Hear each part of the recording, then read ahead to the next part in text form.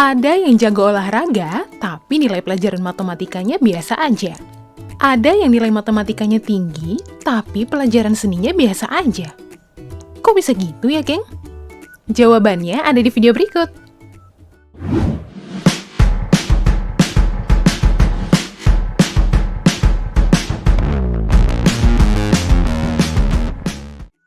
Nah, hal inilah yang kemudian diangkat jadi teori multiply intelligence oleh Howard Gardner yang membagi kecerdasan manusia menjadi 8 tipe yang berbeda.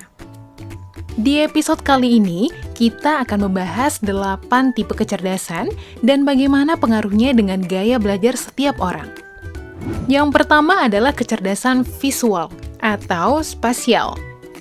Jenis kecerdasan visual adalah tipe yang sering berkutat dalam industri kreatif, dengan gaya belajar yang dominan menggunakan visual.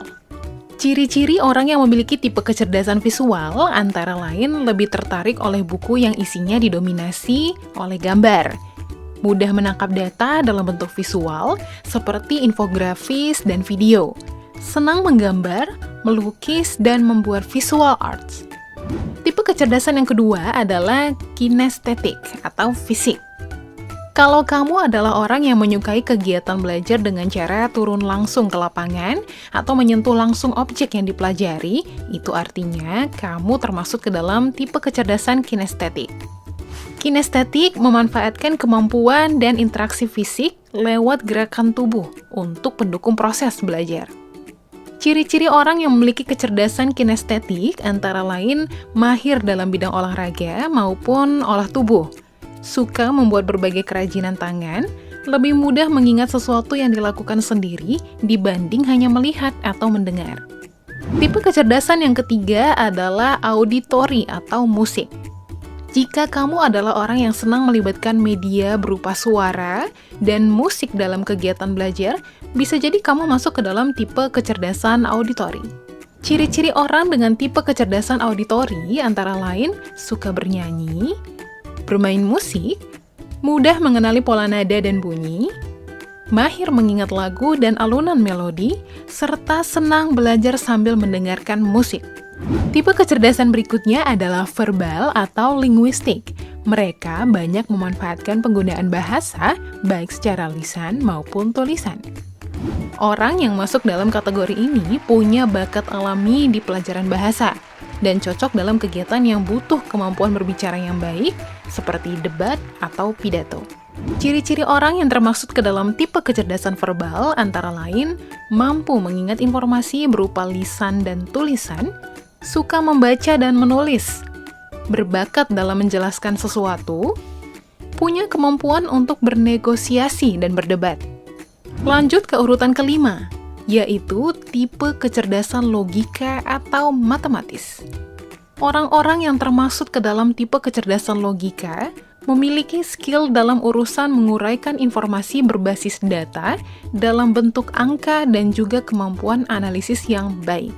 Ciri-cirinya antara lain punya kemampuan analisa yang tajam, suka bereksperimen dengan hal-hal yang berbasis sains, mahir menyelesaikan masalah yang kompleks dan melibatkan perhitungan, selalu berpikir berdasarkan data yang ilmiah. Selanjutnya adalah tipe kecerdasan sosial atau interpersonal. Individu dengan tipe kecerdasan sosial punya kelebihan dalam urusan menjalin interaksi dengan orang lain, dan suka dengan kegiatan yang berkaitan dengan komunitas ataupun grup.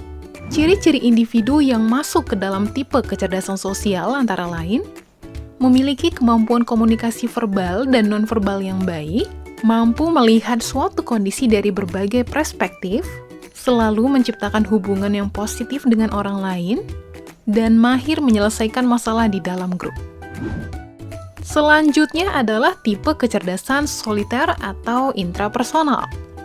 Orang dengan tipe kecerdasan ini mampu memotivasi dirinya sendiri dan lebih memilih menjadi pribadi yang independen, tanpa bergantung pada sebuah kelompok.